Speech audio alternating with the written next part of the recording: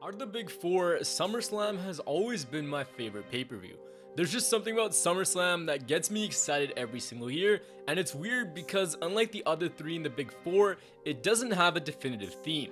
The Rumble has its Rumble matches, Survivor Series has the 5-on-5 matches, and Mania is always stacked with returns and huge matches, but SummerSlam some years is amazing and other years it just falls flat. There's no outright theme or guaranteed match, but there's something about it that gets me excited, and this year is no different.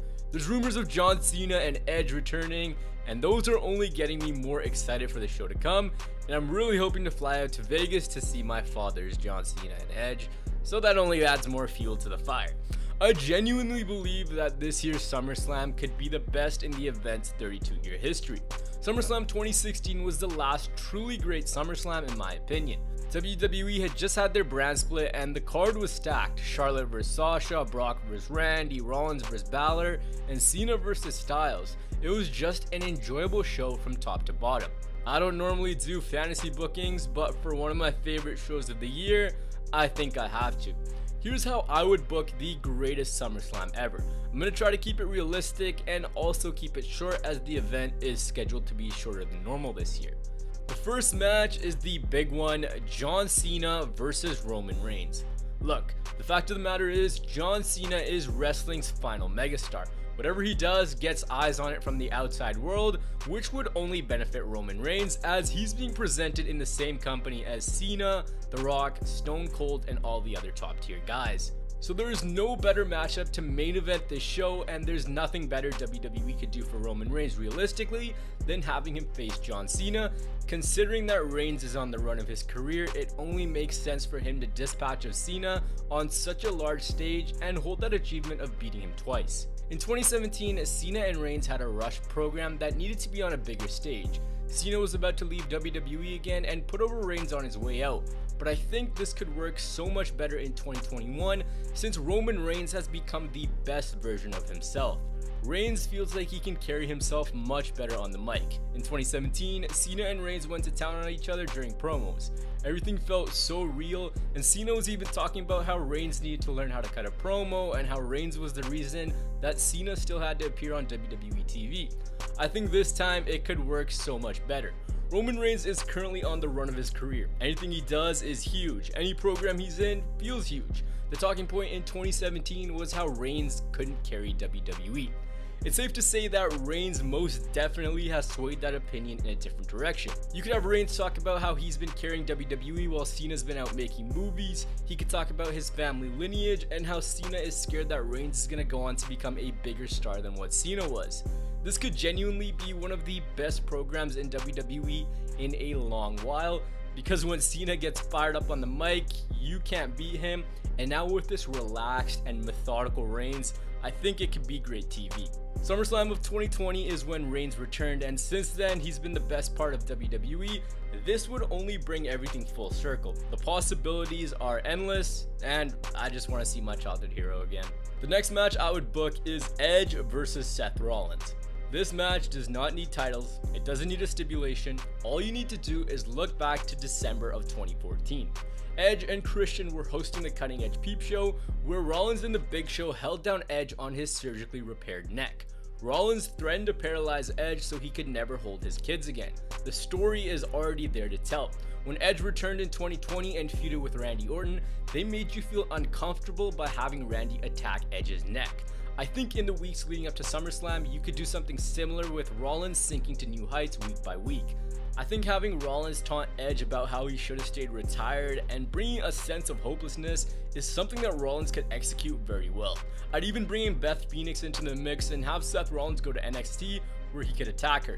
Even a home invasion angle would make for great TV. I just want this rivalry to be personal and the all-out war that we've been waiting for.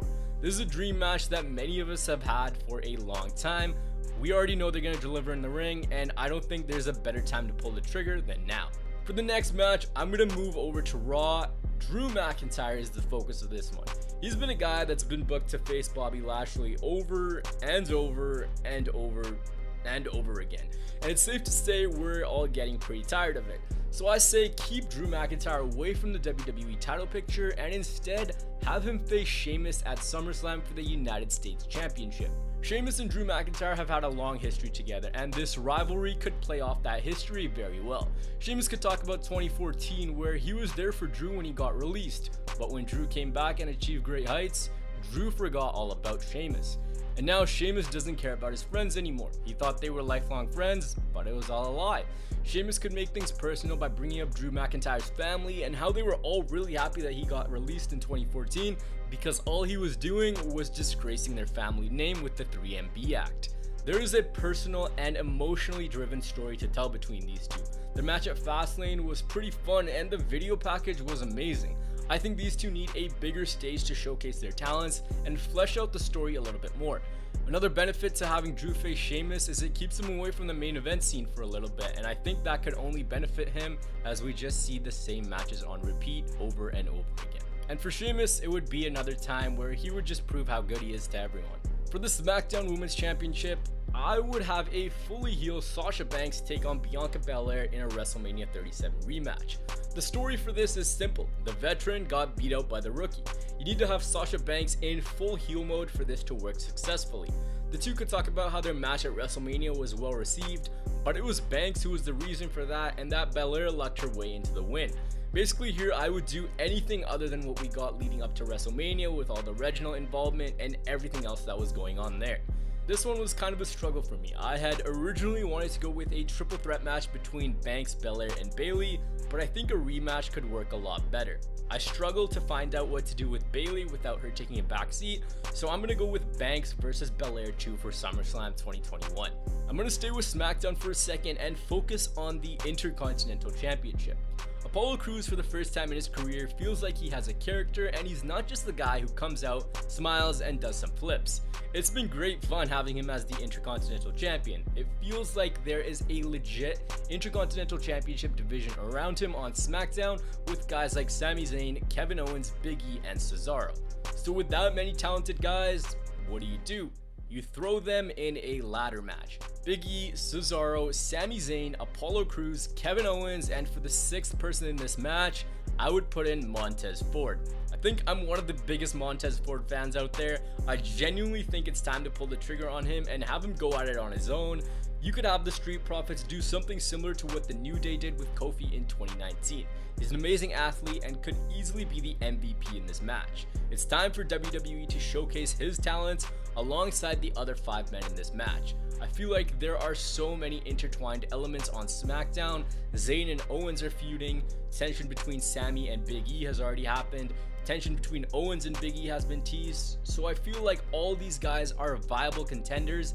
And on the other hand, there's Cesaro, who has finally had some high profile feuds, so he would deserve to be contending for this title. Not having him on the card would kind of cool his momentum once again. I think the sheer wealth of talent in this match would create an amazing match. Even if they didn't mesh well, it's a ladder match. Something fun is bound to happen, and with the guys in this match, you already know it's going to be a ton of fun. The next match I would book is Brock Lesnar versus Hasbulla. I think WWE signing Hasbulla could lead. Nah, I'm just joking. I'm just kidding. For the Raw Women's Championship, I think I could see Becky Lynch making a return, and I think Rhea Ripley would be an amazing opponent. It's a fresh matchup that has happened before on an episode of NXT, but to the majority of WWE audiences, it would feel huge as it would be Becky's first pay-per-view match back. Becky Lynch's return will without a doubt be one of the biggest when WWE returns to full crowds. She could single-handedly make Raw enjoyable, so I think having a storyline where Rhea talks about how Becky should just go back to being a mother would be fun. Rhea has ran through everyone on Raw since her time there, so I think it could be simple but effective. Becky gave up the title because she was having a child, and she's back to reclaim what she never lost. Y'all already know Charlotte is going to make this a triple threat match, but that's beside the point. Lynch looks like she's in amazing shape, and it's only a matter of time until we see her back. I think SummerSlam 2021 could be a great start to that return. In early 2021, one of my favorite things in all of wrestling were the Broserweights. There was a funny dynamic between those two, and when they won the tag team titles, I went mad crazy in the arena. I think RK Bro could have a similar path to the Broserweights. At SummerSlam, I have them challenging Omos and AJ for the Raw Tag Team titles. I haven't been watching Raw, and I mean, could you blame me? But from what I've seen, Riddle and Randy have been extremely entertaining. I think the dynamic between those two would lead to a lot of fun. I would for sure have them win here, hold the titles for a bit, and then afterwards I would start their slow burning split. I'd have Randy warm up to Riddle and they go through everyone before eventually going on a losing streak.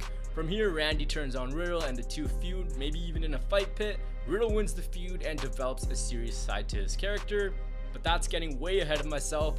Omos and Styles versus RK Bro at SummerSlam 2021.